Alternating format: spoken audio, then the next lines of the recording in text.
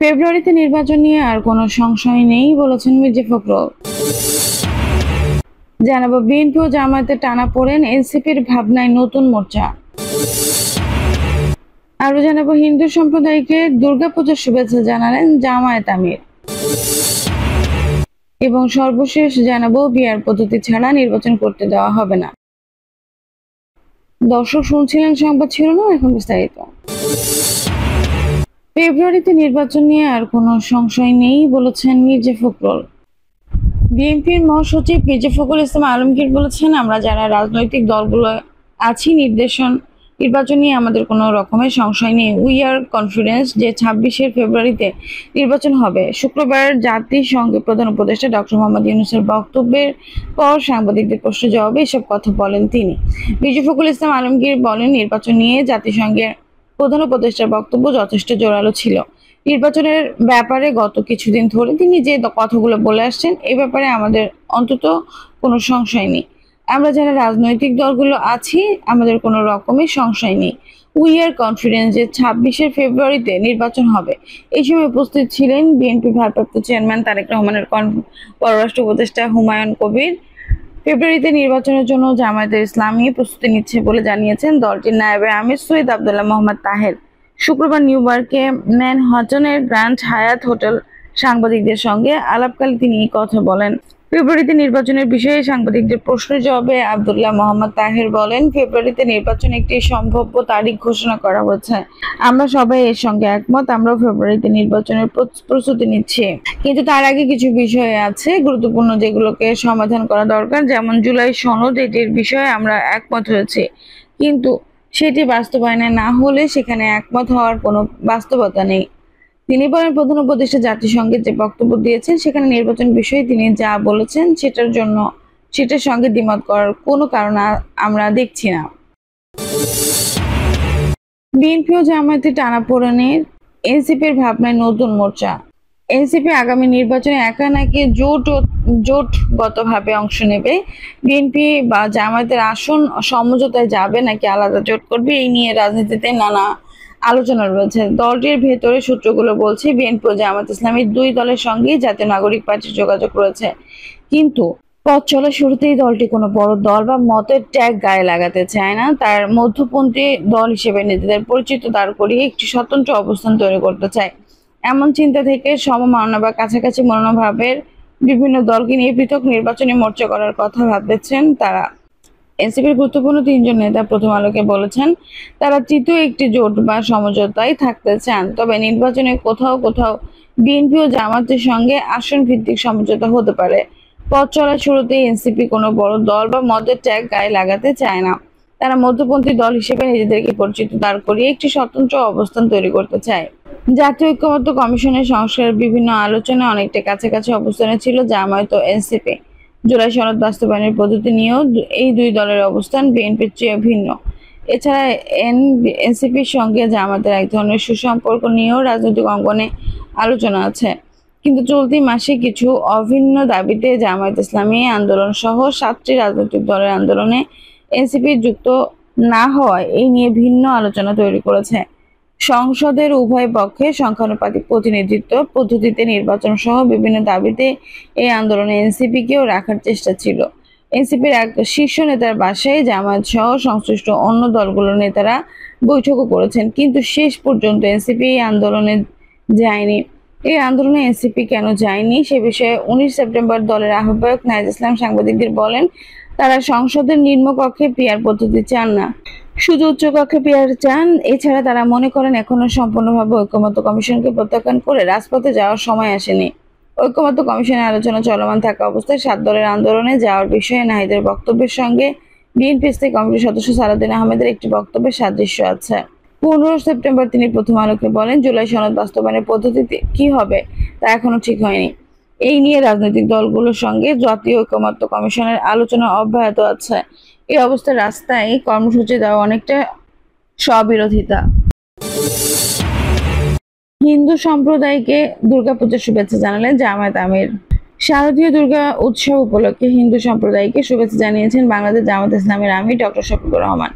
একই সঙ্গে তিনি প্রশাসনের প্রতি নিরাপত্তা প্রদানের আহ্বান জানিয়েছেন। শারদীয় ধর্মীয় উৎসব সুষ্ঠুভাবে সম্পন্ন করতে সার্বিক সহযোগিতা প্রদানের জন্য দলের সর্বস্তরের জনশক্তি এবং শান্তিপ্রিয় দেশবাসীর কাছে উদাত্ত আহ্বান জানিয়েছেন জামায়াত আমির। শুক্রবার হিন্দু সম্প্রদায়কে শুভেচ্ছা জানিয়ে বিবৃতি দিয়েছেন জামায়াত আমির ডক্টর শফিকুর রহমান। বিবৃতিতে জামায়াতের আমির বলেন, আগামী 28 সেপ্টেম্বর থেকে হিন্দু সম্প্রদায়ের বৃহৎ ধর্মীয় উৎসব শারদীয় দুর্গাপূজার মূল পর্ব শুরু হতে যাচ্ছে। শারদীয় দুর্গাপূজা উপলক্ষে আমি বাংলাদেশ জামায়াত ইসলামী ও আমার পক্ষ থেকে হিন্দু সম্প্রদায়কে আন্তরিক শুভেচ্ছা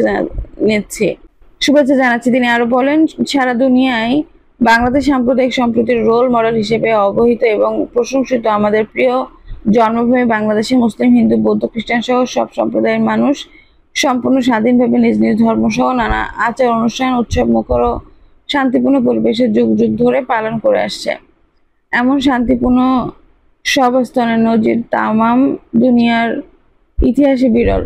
জামায়াতের আমির বিবৃতিতে বলেন, বিশ্বের ক্ষমতাধর দেশ সহ বিভিন্ন আন্তর্জাতিক সংস্থা মুসলমান সংখ্যাগরিষ্ঠ এই দেশে সাম্প্রদায়িক সম্প্রীতির এমন অন্যান্য পরিবেশের জন্য নানা সময়ে ভূয়সী প্রশংসা করেছে। তারা বাংলাদেশকে একটি মডারেট মুসলিম কান্ট্রি এবং সাম্প্রদায়িক সম্প্রীতির রোল মডেল হিসেবে অবহিত করেছে। কয়েক বছর আগে বাংলাদেশের সাম্প্রদায়িক সম্প্রীতিতে মুগ্ধ হয়ে অস্ট্রেলিয়ার high commissioner H great Will Cook বলেছিলেন, বাংলাদেশ সাম্প্রদায়িক সম্প্রীতির দেশ। পূজা ও ঈদ একই সময়ে পালনে এক ধরনের মানুষ অন্যান্য ধর্মের মানুষের যেভাবে সহযোগিতা করে তা দেখে আমরা মুগ্ধ। ইউরোপীয় ইউনিয়নের ডেলিগেশন প্রধান উইলিয়াম হানা বলেছিলেন, বাংলাদেশের মতো সাম্প্রদায়িক সম্প্রীতির উজ্জ্বল দৃষ্টান্ত পৃথিবীতে বিরল। ঐতিহাসিকভাবে বাংলাদেশ সাম্প্রদায়িক সম্প্রীতির উন্নত মডেল। এদেশের সব বিশ্বাস ও ধর্মের মানুষ শান্তি ও সম্প্রীতির বজায় রেখে পাশাপাশি বসবাস করছে এবং নিজ নিজ ধর্ম পালনের পূর্ণ স্বাধীনতা ভোগ করে আসছে। তিনি আরো বলেন, শারদীয় দুর্গা উৎসব আমাদের জাতীয় জীবনের সহনশীলতা ও সম্প্রীতির বন্ধনকে আরো দৃঢ় করুক। আমি মুসলিম সম্প্রদায় সহ বাংলাদেশের সব জাতিগোষ্ঠীর সুখ, শান্তি ও সমৃদ্ধি কামনা করছি। পারস্পরিক ভালোবাসা, সহনশীলতা ও শ্রদ্ধা আমাদের সংস্কৃতির অংশ। সাম্প্রদায়িক সম্প্রীতির এই ঐতিহ্য অক্ষুণ্ণ রাখতে হবে। জামায়াতের আমির বলেন, অতীতের মতো এবারও যেন হিন্দু সম্প্রদায় তাদের শারদীয় দুর্গাপূজা নির্বিঘ্নে ও শান্তিপূর্ণভাবে সম্পূর্ণ করতে পারে। সেজন্য পর্যাপ্ত নিরাপত্তা প্রদানের জন্য আমি আইন শৃঙ্খলা রক্ষা বাহিনীর প্রতি আহ্বান জানাচ্ছি। একই সঙ্গে শারদীয় ধর্মীয় উৎসব সুষ্ঠুভাবে সম্পন্ন করতে সার্বিক সহযোগিতা প্রদানের জন্য আমি বাংলাদেশ জামায়াত ইসলামীর সর্বস্তরের জনশক্তি এবং শান্তিপ্রিয় দেশবাসীর নিকট উদাত্ত আহ্বান জানাচ্ছি। পিআর পদ্ধতি ছাড়া নির্বাচন করতে দেওয়া হবে না। আনুপাতিক প্রতিনিধিত্ব পদ্ধতি জুলাই সনদের ভিত্তিতে নির্বাচন আয়োজন করা সহ 5 দাবিতে সারা দেশে বিক্ষোভ মিছিল ও সমাবেশ করেছে জামায়াত ইসলামী।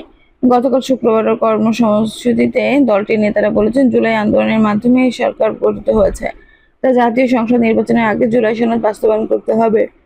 সেই সঙ্গে সংসদের উভয় কক্ষেই পিআর পদ্ধতিতে নির্বাচন আয়োজন করতে হবে। পিআর ছাড়া কোনো নির্বাচন করতে দেওয়া হবে না। জামায়াত ইসলামীর অন্য দাবিগুলো হলো অবাধ, সুষ্ঠু ও গ্রহণযোগ্য নির্বাচনের লক্ষ্যে সবার জন্য মডেল প্লেয়িং ফিল্ড নিশ্চিত করা, ফ্যাসিস্ট সরকার সকল জুলুম, নির্যাতন, গণহত্যা, দুর্নীতির বিচার দৃশ্যমান এবং স্বৈরাচারের দোষর জাতীয় পার্টি ও 14 দলের কার্যক্রম নিষিদ্ধ করা।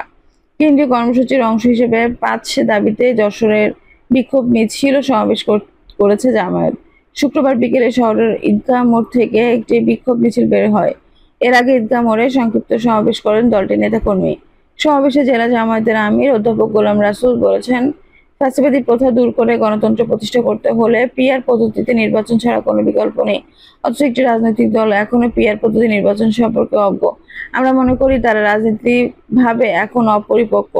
বাগেরহাটে বিক্ষোভ মিছিল করেছেন জামায়াতের নেতাকর্মী।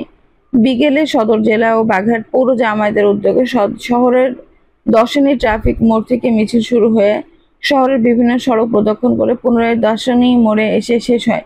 মিছিলের পর গণজামায়াতের প্রতিবাদ সভায় বক্তব্য দেন জামায়াতের জেলা আমির রেজাউল করিম, সেক্রেটারি শেখ মোহাম্মদ ইউনুস, কর্মপরিষদ সদস্য ও যুগপৎ বিভাগের সভাপতি শেখ মজরুল হক রাহাত প্রমুখ। বক্তারা ছিলেন, দেশের বেশিরভাগ মানুষ ও দল পিআর পদ্ধতিতে নির্বাচন চায়। পিআর পদ্ধতিতে নির্বাচন দিলে কোনো ভোট চুরি এবং স্বৈরাচার হওয়ার সুযোগ থাকবে না। পিআর পদ্ধতিতে নির্বাচন না হলে জামায়াত ইসলামীর নির্বাচন বিষয়ে সরকারকে কোনো সহযোগিতা করবে না বলে হুঁশিয়ারি দেন নেতারা। এর আগে শহীদ মিনারের চত্বরে বিক্ষোভ সমাবেশ বক্তারা বলেন, পিআর পদ্ধতিতে নির্বাচন না হলে আরেকটি স্বৈরাচারী সরকার জন্ম নেবে। অনেক রক্তের বিনিময়ে 5 আগস্ট স্বৈরাচারী শেখ হাসিনা সরকারের পতন হয়েছে। কোনো দলের ক্ষমতায় যাওয়ার লোভ লালসার জুলাই বিপ্লবের স্বাধীনতা নষ্ট করা যাবে না। 30 থেকে 35% মানুষের ভোট নিয়ে শতকরা মানুষের প্রতিনিধিত্ব করার কোনো সুযোগ নেই। একমাত্র পিআর পদ্ধতির মাধ্যমে নির্বাচন হলে শতভাগ মানুষের প্রতিনিধিদের মাধ্যমে দেশ পরিচালিত হবে।